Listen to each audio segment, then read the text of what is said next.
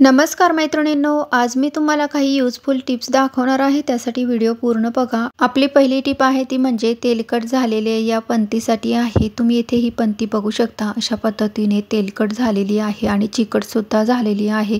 अशी ही पंती आपण कशा प्रकारे स्वच्छ करायची आहे ते बघूया। त्यासाठी अगोदर आपण एक प्लेट घेऊया, त्याच्यामध्ये ही पंती ठेवूया।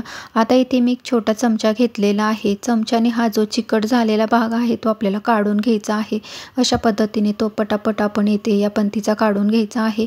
पंतीचा हा भाग तेलकट झालेला काढून घेतल्यानंतर प्लेटमधला सुद्धा आपल्याला या पद्धतीने हा तेलकट भाग काढून घ्यायचा आहे। आता आपल्याला ही पंती स्वच्छ करण्यासाठी इथे मी थोडीशी पितांबरी घेतलेली आहे आणि त्याच्यामध्ये आता आपण लिंबाच्या सालीचे हे लिक्विड बनवलेलं आहे ते घालायचं आहे। हे तुम्ही बनवलेलं नसेल तर तुम्ही लिंबाचा रस सुद्धा घालू शकता। आता याच्यामध्ये थोडंसं मीठ घालत आहे, अगदी थोडंसं घातलेलं आहे। ते व्यवस्थित मिक्स करून आपण या पंतीला आतून बाहेरून लावून घ्यायचं आहे। पंतीला लावून झाले की या प्लेटला सुद्धा आपण या पद्धतीने आतून बाहेरून लावून घ्यायचं आहे।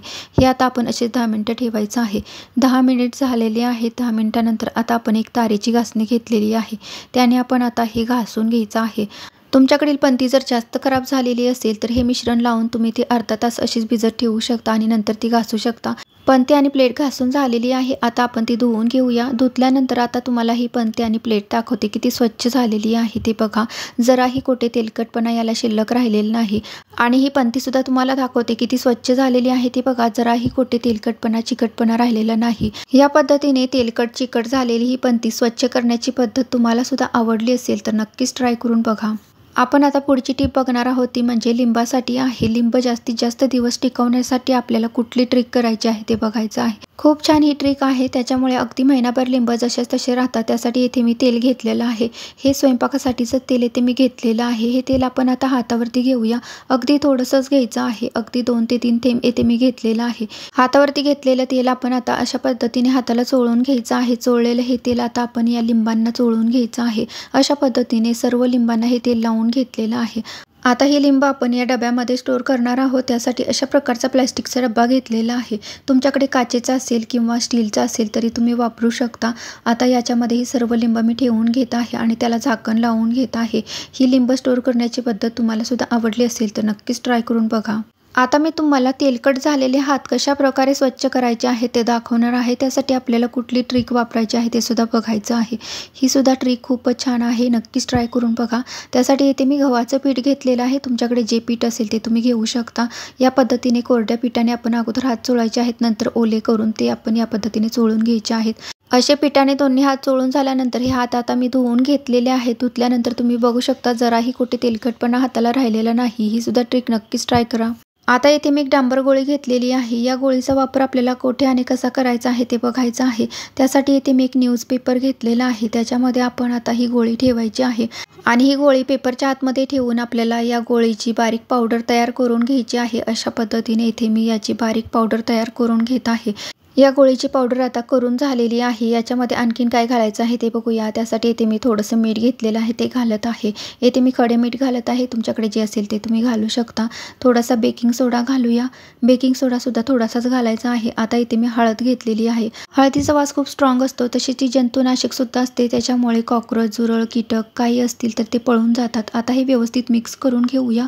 हे सर्व आता व्यवस्थित मिक्स करून झालेलं आहे। याचा उपयोग आपण कोठे आणि कसा करायचा आहे ते सुद्धा आता आपल्याला बघायचं आहे। येथे या पावडरचा उपयोग मी किचनच्या बेसिनमध्ये घालण्यासाठी करणार आहे, त्याच्यामुळे याच्यातून जे कॉकरोच येतात ते येणार नाहीत। आता आपण याच्यातील ही जी गाळणी आहे ते बाजूला काढून ठेवूया आणि याच्यामध्ये आता आपल्याला ही पावडर घालून घ्यायची आहे। याच्या होलमधून जे कॉकरोच येतात ते वरती येणार नाहीत। तयार केलेले हे सोल्युशन आपण या पद्धतीने या बेसिनमध्ये घालून घ्यायचं आहे। या पद्धतीने ते आपल्याला पसरून टाकायचं आहे। असं पसरून टाकून झाले की आता आपण ही गाळणी सुद्धा ठेवायची आहे आणि त्याच्यावरती सुद्धा ही पावडर टाकायची आहे।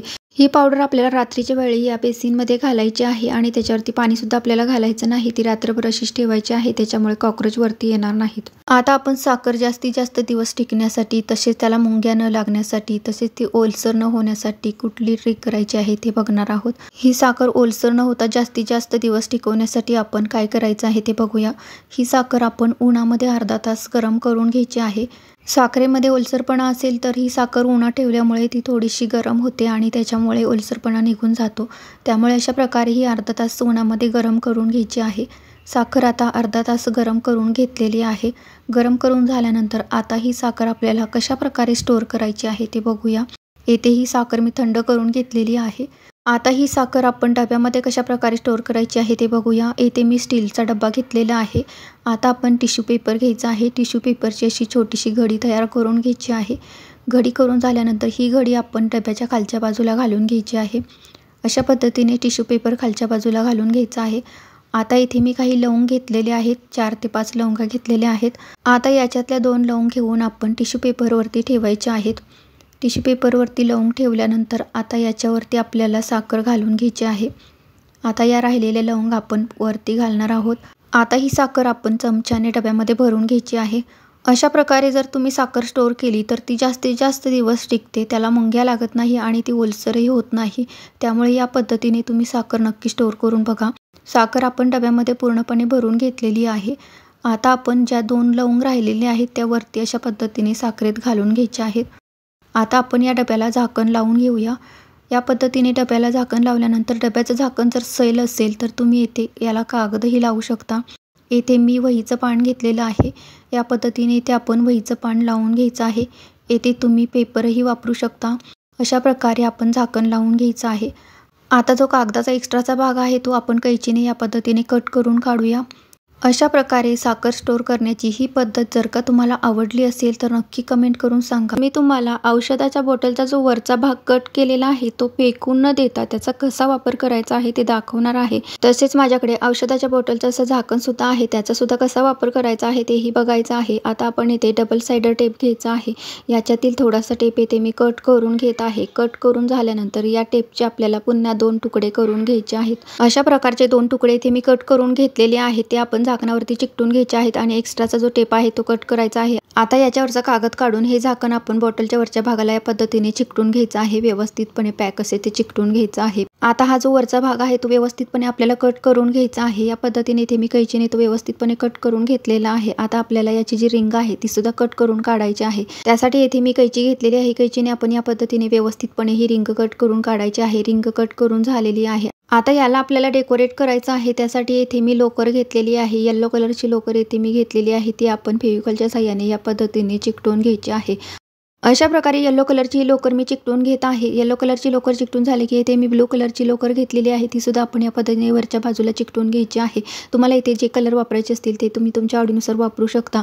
आता इथे मी गोल्डन टेप घेतलेला आहे। हा टेप आपण या पद्धतीने बॉटलचा जो कट केलेला वरचा भाग आहे त्याला या पद्धतीने चिकटून घ्यायचा आहे। चिकटून झाल्यानंतर याला आपल्याला आणखीन थोडंसं डेकोरेट करायचं आहे। त्यासाठी इथे मी पुन्हा एकदा ब्लू कलरची लोकर घेतलेली आहे, ती आपण येलो कलरच्या लोकरवरती या पद्धतीने चिकटून घ्यायची आहे। अशा प्रकारची एक छोटीशी शोभेची वस्तू आपण बनवलेली आहे। त्याचा कसा वापर करायचा आहे ते बघूया। येथे याचा उपयोग मी कॅन्डल होल्डर सारखा करणार आहे। त्यासाठी येथे मी अशा पद्धतीची एक कॅन्डल घेतलेली आहे। ही कॅन्डल याच्यावरती ठेवून आता ती मी पेटवून घेतलेली आहे। तुम्ही बघू शकता अशा पद्धतीने याचा उपयोग करू शकतो।